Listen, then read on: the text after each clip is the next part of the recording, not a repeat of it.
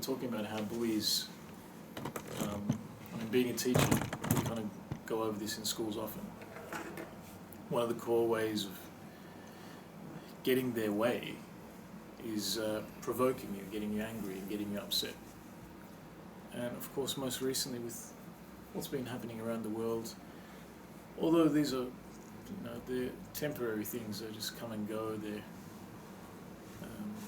they're not really matters that are sourced and rooted in deep issues, but when you come across these issues, there's a couple of ways we can react. The immediate way to react is anger. Yeah, when someone is doing something against your own rights, whether it's your rights of belief, your rights of existence, okay, what you think is correct and true. Now, one of the reasons why in our discussions we don't really deal with those matters is it does pertain to a little bit of politics. And that's something that, as an approach in spreading the message of the Quran, Bediüzzaman Said Nursi doesn't recommend that we use any type of politics as a means to spread what is in the Quran. Okay. It's going to go into this, but just to get a feel for it, it's important to know that politics is a profession, it's a career. Some people take it, some people don't. But contrary to a lot of belief out there in the Muslim world, you don't spread Islam by first rule and governance. You don't have to rule people to actually spread the message of the Quran. We can live in peace and harmony in a non-Muslim country and still exemplify exactly what is in our religion. There's absolutely no need to have authority, rule and governance over a population. It's not the only way to spread Islam. Okay. Your third question, now this is a question raised with Bediüzzaman, and he answers it, and his answer does give insight as to how we should approach this topic. Why are you so indifferent towards politics? You don't change your attitude at all, even though so many things are happening. Does this mean you consider them to be good? Or are you frightened, so remain silent? Okay, this would be related to just recent events. If you look at some people here, this is, why are you so indifferent? Why aren't you doing something about it? Yeah. You don't change your attitude at all, even though so many things are happening. Does this mean you consider them to be good? Are you approving of them? Or are you frightened? Are you scared? So you remain silent. The answer. Service of the all-wise Quran severely prohibited me from the world of politics. It even made me forget about it. Forget about thinking about it. For the whole story of my life testifies that fear has never taken me by the hand and held me back from taking away I deemed right, nor could it. If you look at Bediüzzaman's life, he's never kind of had the emotion or stepped back due to fear. So it's not fear, it's not because he was frightened. And why should I be frightened? I have no connection with the world apart from the appointed hour of death. I have no family or children to think of, nor any property. I don't belong to a noble family that I should consider its honor and try to live up to it. I would not want to preserve worldly glory and renown, fame, which consists of hypocritical, undeserved fame. May Allah bless those who help in destroying it. So he's saying, what claim do I have in this world? I don't want the fame that's given to me. I'm actually happy if someone destroys it for me. There's nothing for me to kind of worry about in terms of wealth, physical, material possessions. I don't have children to kind of worry about, so why should I be scared? There's nothing for me to be scared. So all that remains is my death, and that is in the hands of the all-glorious Creator. Who has the power to intervene in it before the time of its coming? Who can intervene in your appointed time of death other than Allah? Only Allah knows. So look at the courage already in the answer. So you think you're going to intervene in death, in my death? That's all only in Allah's hands. Anyway, we are one of those who prefer honourable death to degradation in life. I think it's a bit of a translation thing there. Anyway, we are of those who prefer an honourable death to a degradation in life. Zillet. When you're a dishonourable life. We are those who prefer an honourable death to an dishonourable life. Someone resembling the old Sayyid spoke the following lines. We are those for whom there is no middle way. For us is either a place of honour among the people or the grave. In any event, now this is the place that I really wanted to read. The service of the Quran. The service of the Quran is essentially, in what we're reading now, is explaining the truths and realities, the hakikats that is in the Quran, which is, in this case, the Risale-i Nur. Okay. So service of the Quran prohibits me from thinking of socio-political life. It is like this. Human life is a journey. So the life of humanity is a journey. I saw at this time, through the light of the Quran, that the way, or that path, has entered a swamp. The caravan of mankind is stumbling forward in stinking, filthy mud. So the path of humanity, the journey that humanity is going through, has in this day and age entered somewhat of a swamp. And what's happening is people are trying to go forward and make way, but they're getting stuck in this filthy swamp, in this mud and filth. A group of these travellers are travelling in a safe way. They're still finding a way to get through. Another group has found certain means to save itself as far as is possible from the muddy swamp. So the other group is struggling, and they're as much as possible trying to stay away from the filth and the mud. But the great majority are travelling in darkness in the midst of it. 20% of those travellers suppose the filthy mud to be musk and ambergris because they are drunk and are smearing it over their faces and eyes. They stumble on it till they drown in it. So 20% of those travellers of humanity think that this mud and filth is beautiful, it's nice, it's excellent, and they're just trying to smear their whole bodies with it. Okay. However, 80% of those travellers understand it is a swamp and realise it is stinking and filthy, but they are bewildered and cannot discern the safe way. Okay, so here is the situation of human life or human society, human social life. It's entered a swamp, okay? And what's the natural reaction if you enter a swamp? What's the first thing that you'd want to do? Try to get out of it, right? Okay. Immediately. If you see someone in there, what's the first thing that you would want to do? Help them out, yeah? Lend a hand. Now, let's, for argument's sake, on behalf of Buddhism, we're thinking now we are providing the service of the Quran to all of these people of humanity, this population of humanity. So we want to offer a lending hand. But 20% of these people are thinking that this mud and filth that they're in is beautiful, is gorgeous. How hard is it going to be to save them? You're going to offer your lending hand, but would they be extending their hand? The 20% aren't. So you've got this 80% who are bewildered in the mud. They want to get out. They don't want to be in there, but they really don't know how to and what to do, and they're kind of stuck. All right. There are two solutions. The first, what can you do to save these people? The first, to bring the drunken 20% to their senses with a club. Okay, or with a baton or a stick.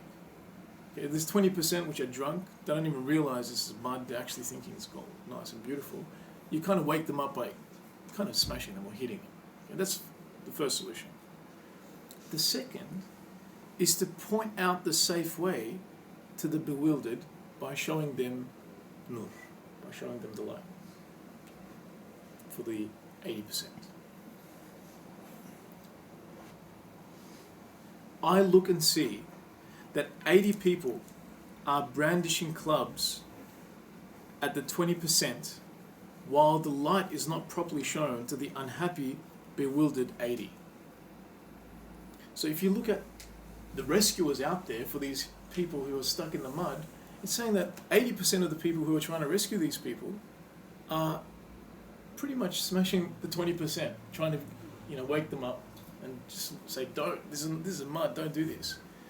Okay. So what's happening to the other 80% that are in the mud that really just need to see the nur? They're not actually being reached out to. That's what it's saying here. Even if it is shown, so even if the nur and the light is shown to the 80%, since those showing it hold both the club and the light and the nur together in the same hand, it doesn't inspire confidence. The bewildered person anxiously wonders, does he want to attract me with the light, then hit me with the club? Okay, so remember this guy is he's hitting the 20%, okay, to wake them up, that's stuck in the mud. Okay, it's going to give the analogy to all of this, but let's try to understand it's going to give the reality to it, but let's try to understand the analogy.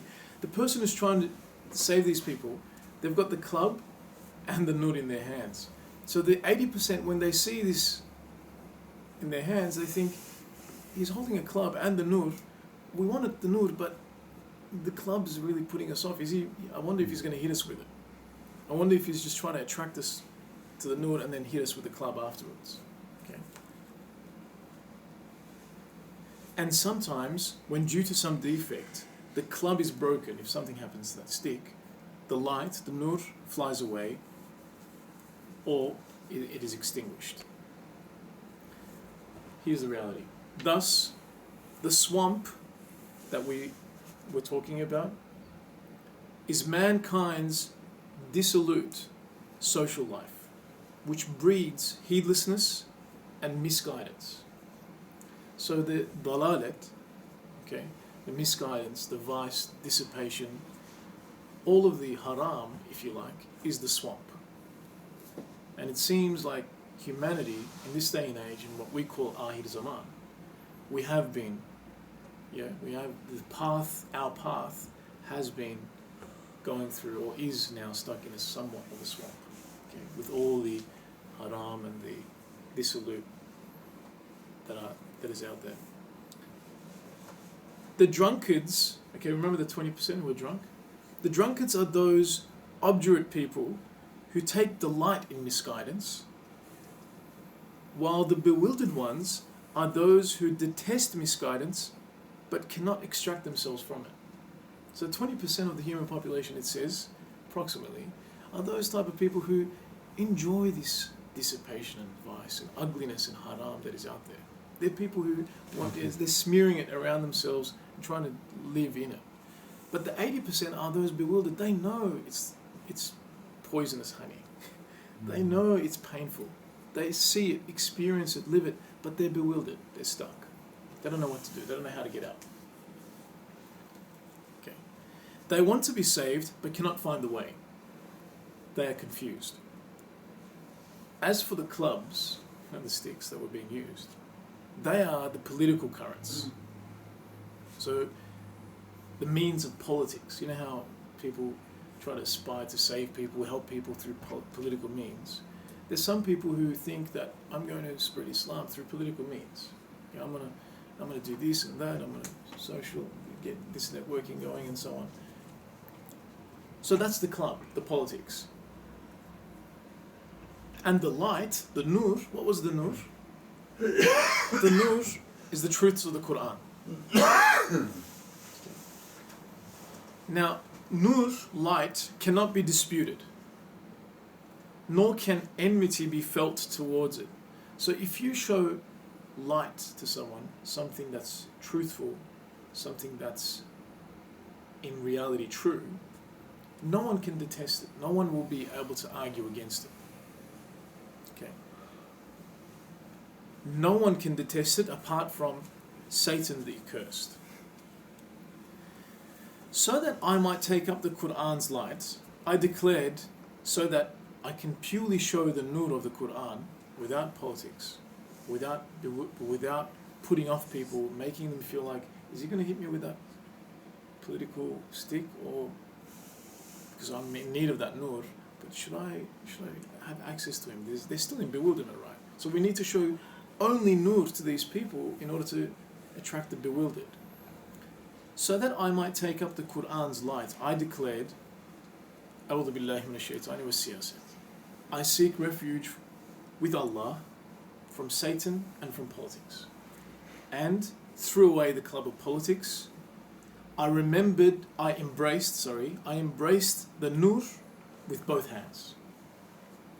I saw that among the political movements are lovers of those lights, of those nurs, in both the opposition and the supporters. So it's saying here, the nur of the Quran is so elevated, is so beyond political party politics or ideologies, that the Quran's nur has supporters from both parties or from all political movements. So if you're acting on behalf of one political movement, what are you essentially doing to that nur of the Quran? You're bringing it down and you're making it a tool of political argument, right? So if, for example, I was in political party A and Brother Clinton was in political party B, and I was trying to show the nur of the Quran, right? As part of a political movement, he's opposing me. Yeah, Brother Clint's opposing me. But he's also in need of the nur as well. So how is he going to ever reach the nur if he's an opposing political party, yeah, or a political movement?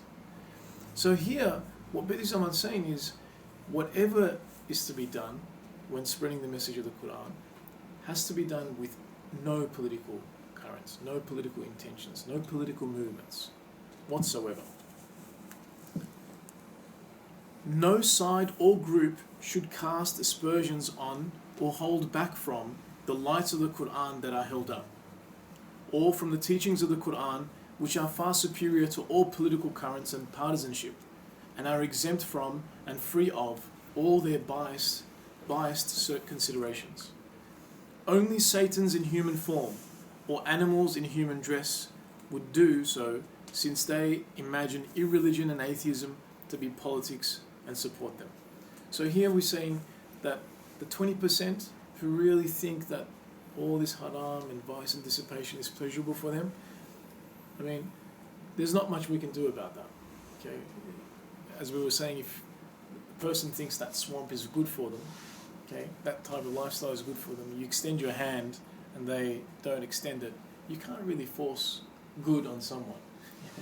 They do need to take that step. So it's better to attract that majority, bewildered, confused majority, just by showing the nur, with no politics, with no trying to cast, without casting aspersion on, what is he trying to do with this? Is he trying to get me and then do something else? Is he trying, with all the kind of judgments that people go through, all the suspicions that they go through when they see someone trying to give them the nur of the Quran. All praise be to Allah, because I withdrew from politics, I did not reduce the value of glass fragments the truth of the Quran. I did not reduce to the value of glass fragments the truths of the Quran, which are as precious as diamonds, and leave myself open to accusations of political propaganda. Indeed, the diamonds increase their value in the view of all groups in brilliant fashion. So if you are to compare what is the nur of the Quran, okay, it's like diamonds. Whereas politics is something as base, as low as fragments of glass, broken glass in fact. Glass, the glass that we see in the streets or in the rubbish bin, or the way that we use and that breaks very easily. Okay. So if we are to use political means to express the hakikats or the nur of the Quran, then we're reducing that diamond-like precious material to the value of a glass. Okay. And they shall say, and this is the ending verse from the Quran, and they shall say, all praise be to Allah who has guided us to His felicity. Never could we have found guidance had it not been for the guidance of Allah. Indeed, it was the truth that the prophets of our sustainer brought to us. سبحانك لا علم لنا إلا ما علمتنا إنك أنت العليم الحكيم وآخر دعواهم أن الحمد لله رب العالمين